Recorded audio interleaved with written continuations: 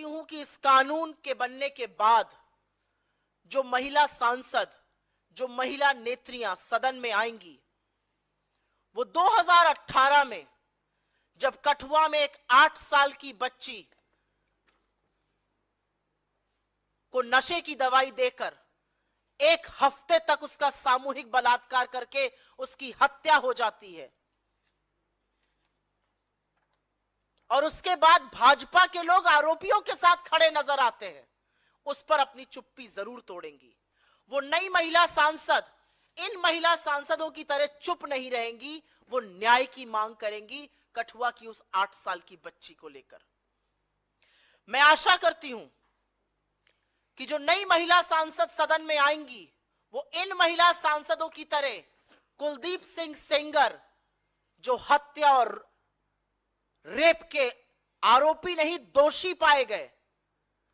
उनको हटाने की तुरंत गुहार लगाएंगी, कोर्ट की टिप्पणी का इंतजार नहीं करेंगी। वो अपने साथी सहकर्मियों से कहेंगी कि कुलदीप सिंह सेंगर दोषी पाए गए, उनके घर का चक्कर लगाना, उनका चरण वंदन करना, उनका महिमा मंडन करना बंद कर दो। वो आशा करेंगी कि जिस बच्ची के पिता, उनके चाचा, उनकी मौसियों की ट्रक दुर्घटना में हत्या हो जाती है, वो कैसे हो जाती है। वो नई महिला सांसद इन महिला सांसदों की तरह चुप नहीं बैठेंगी। मैं आशा करती हूं कि जो आने वाली भविष्य की महिला सांसद हैं, वो 2020 में जब शाहजहांपुर में भाजपा के नेता चिन्मय आनंद के खिलाफ एक लड़की यौन शोषण का आरोप लगाएगी,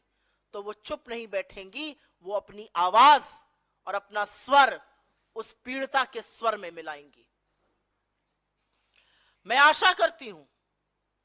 और ये भयावह था, लेकिन मैं आशा करती हूं कि जो नई महिला सांसद आएंगी वो इन महिला सांसदों की तरह भाजपा की हाथरस में जब एक 19 साल की बेटी का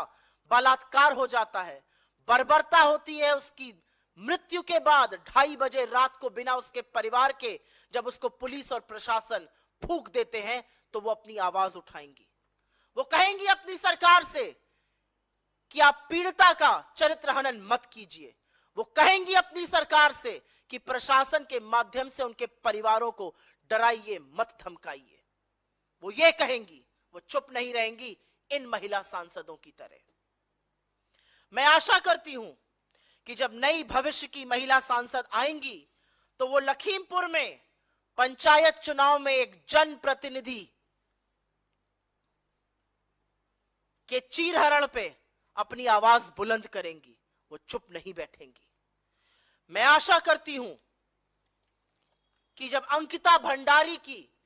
उत्तराखंड में हत्या की जाएगी, जब उसको जिस्म फरोशी के लिए मजबूर किया जाएगा और जब वो मना करेगी और जब भाजपा के नेता का बेटा उसकी हत्या करेगा और प्रशासन सारे सबूत मिटाने के लिए होटल पे बुलडोजर चला देगा, तो ये महिला सांसद कुछ बोलेंगी, इन महिला सांसदों की तरह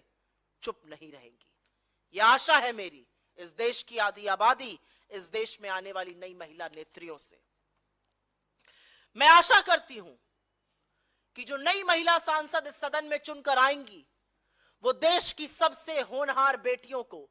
रोते हुए, बिलखते हुए जब देखेंगी, जब वो देखेंगी कि उनको सड़कों पर पीटा जा रहा है, घसीटा जा रहा है, जब वो देखेंगी कि महीने भर से ऊपर ये बेटियां जिन्होंने देश का मान बढ़ाया है, गर्मी और धूप में बैठकर, बारिश के बीच में बैठकर आंदोलन कर रही हैं, वो जब सुनेंगी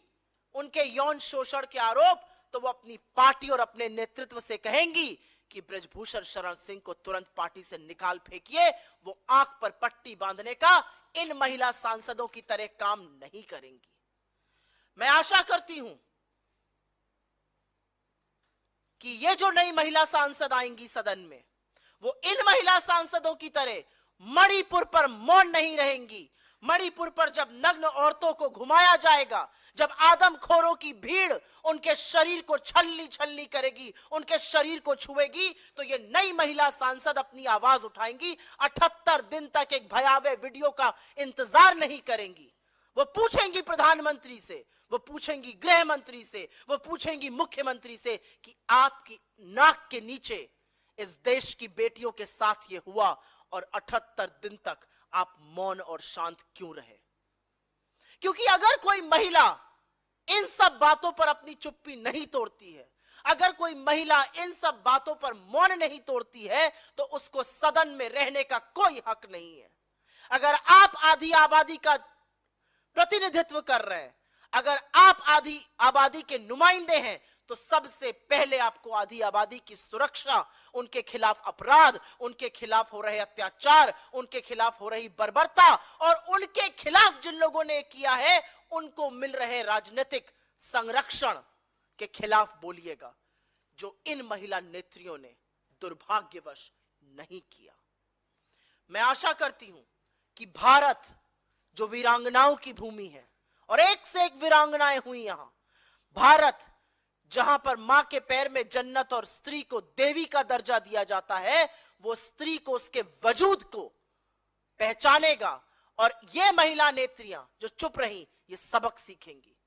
आने वाली महिला नेत्रियां, आने वाली महिला सांसद, मैं आशा करती हूं कि अत्याचार को देखकर चुप नहीं रहेंगी, वो बर्बरता को देखकर मौन नहीं रहेंगी, वो बोलेंगी, वो बेखौफ होंगी, वो निडर होंगी, वो अपनी सत्ता की लोलुपता के पीछे नहीं छुपेंगी। उनको कोई फर्क नहीं पड़ेगा कि अत्याचारी कौन है, उनको यह फर्क पड़ेगा कि अत्याचार एक महिला पर हुआ है, जो दुर्भाग्यवश इन हंसते हुए चेहरों ने कभी नहीं किया।